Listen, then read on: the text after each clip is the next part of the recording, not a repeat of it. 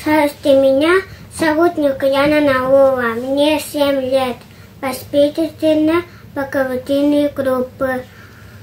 Мне засталась в средней школе. Я очень люблю играть в разные куклы. У меня есть куклы из бумаги, пластика и ткани. Мне больше всех эта кукла нравится. У нее красивый наряд. У кого куклы, так у кого куклы нет.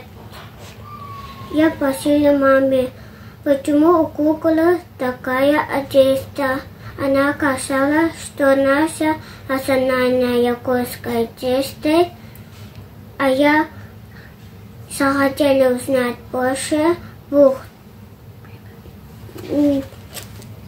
изучать моей куклы одежды по книге. Я узнала больше. Был также пальто меховой батарочкой, холодное платье,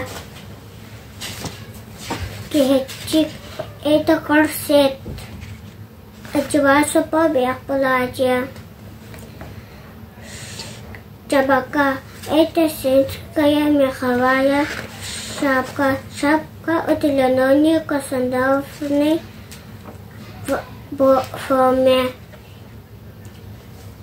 Сары это пес, это табаса. Одевается в сушах. Когда я узнала больше об одежде моей куклы, я захотела сказать друзьям детского сада. И мы сделали у куклы такая современная якутская одежда. Изучив моей куклы одежды, я пришла к выводу, что наша национальная якутская одежда очень красивая, нарядная, модная, что можно носить в семейной жизни. Спасибо.